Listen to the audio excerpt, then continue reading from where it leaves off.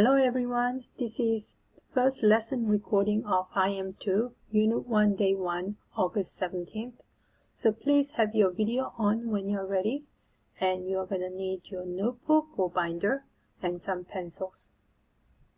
Few announcements. First, I have already sent an announcement through Canvas about the challenge test for those students who are interested in skipping IM2 to go on to IM3 or IM3 STEM this year.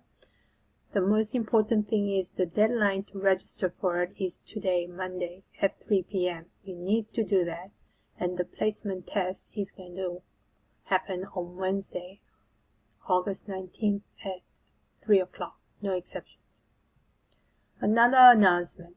While you're picking up your textbooks for various classes this week, for math, you have access to CPM ebook and will be using a lot of online resources. Therefore, you do not need to pick up any math textbook.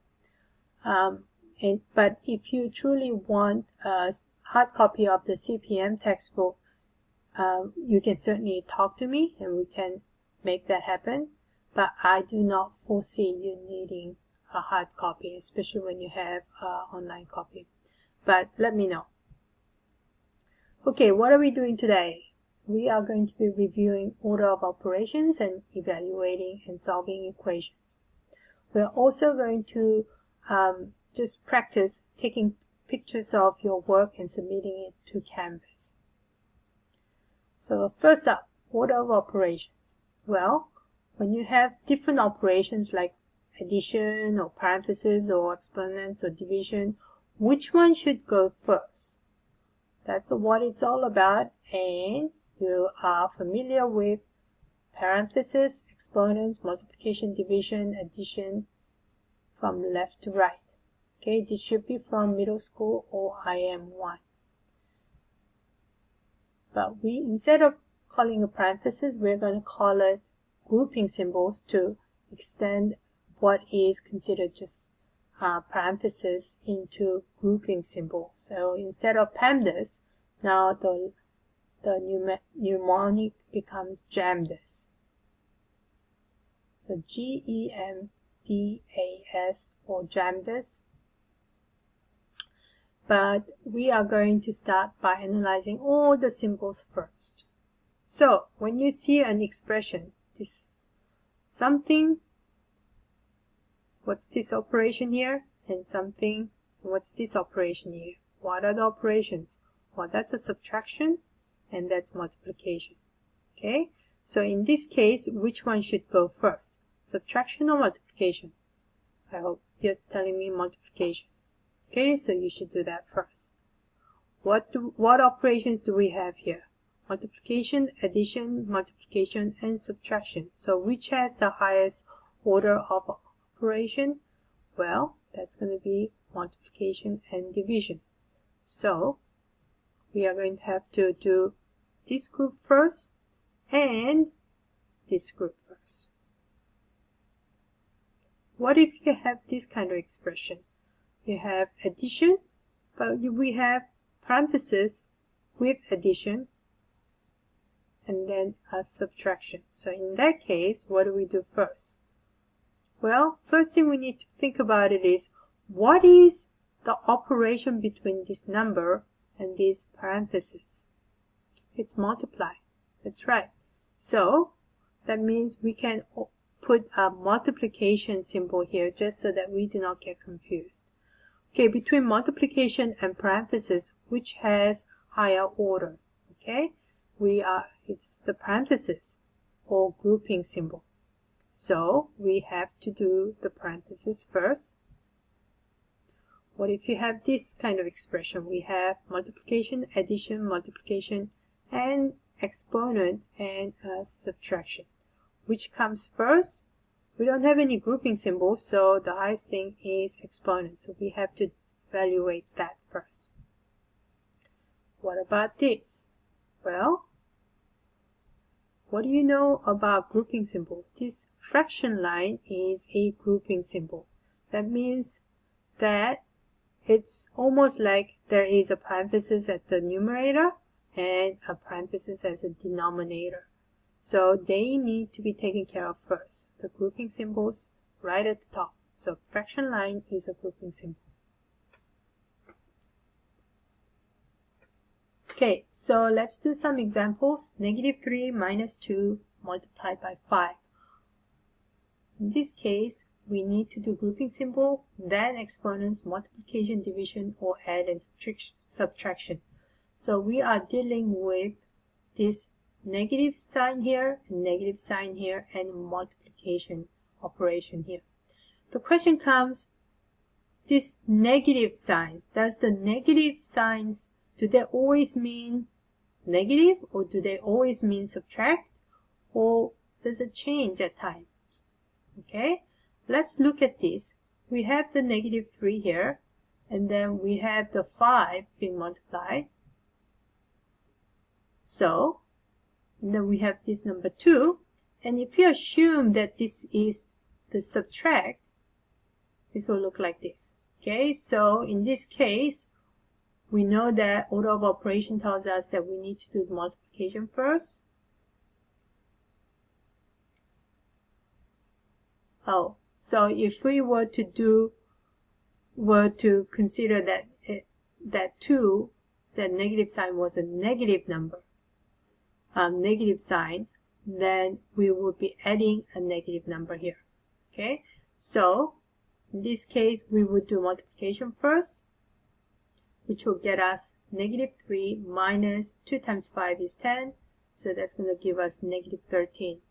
And -3 plus -2 times 5, we have to do the multiplication first, so that becomes -3 plus -10, which is also -13.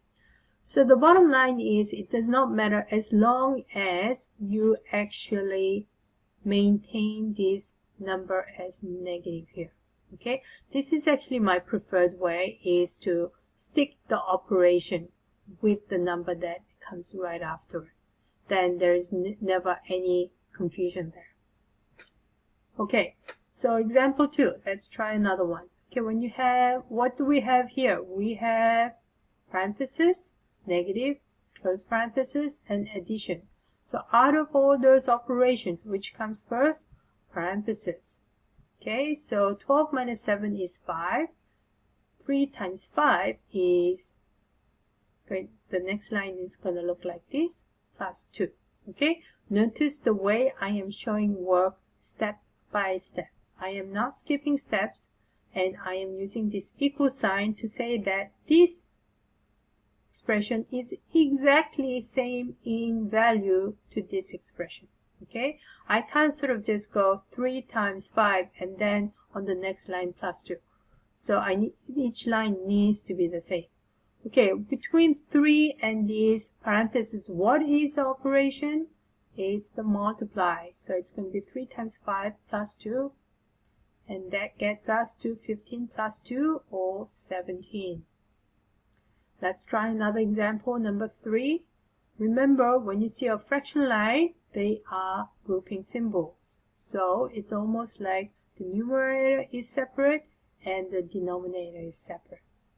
So we have 2 times 3 is 6, and 2 times 2 minus 5, remember with addition and subtraction, once they are in the same level, we just go from left to right.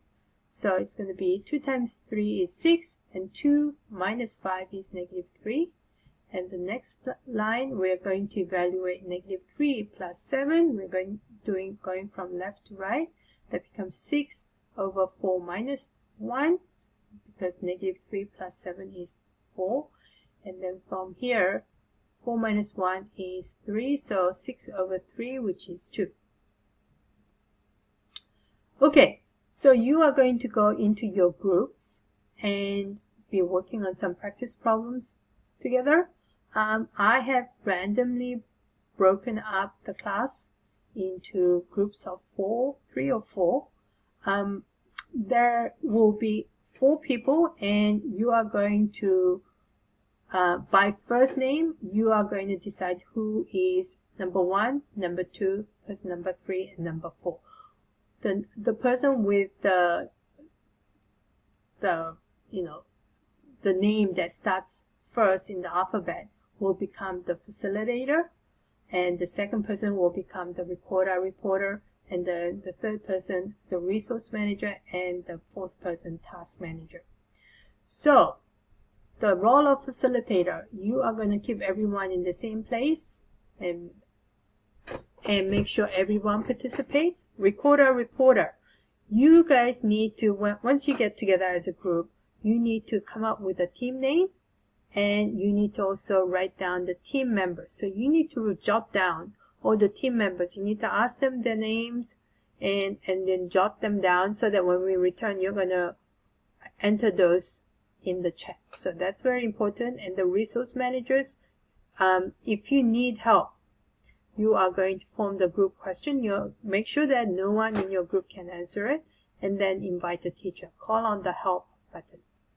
And the task manager, your job is to keep track of time.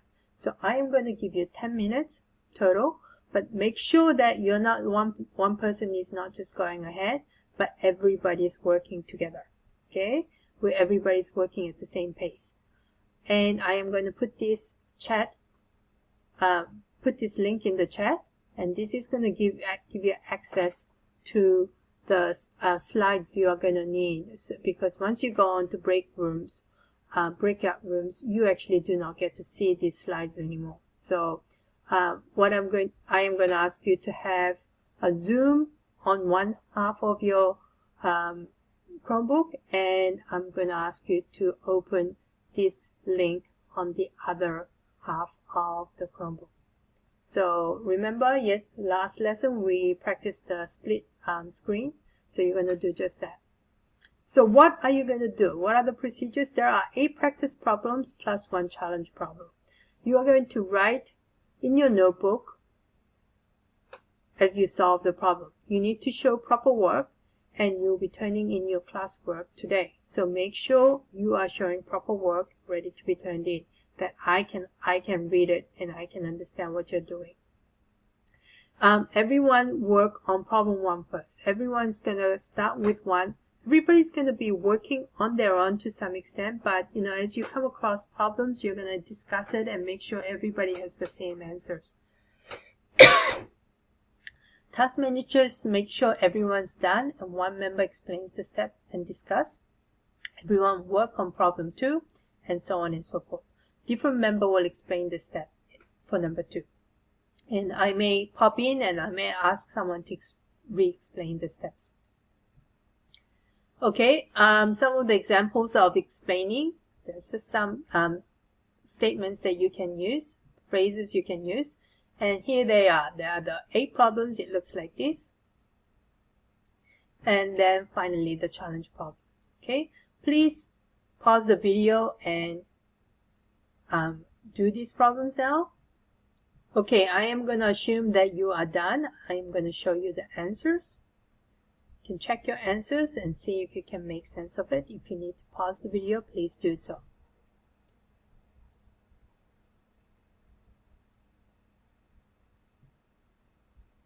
Okay.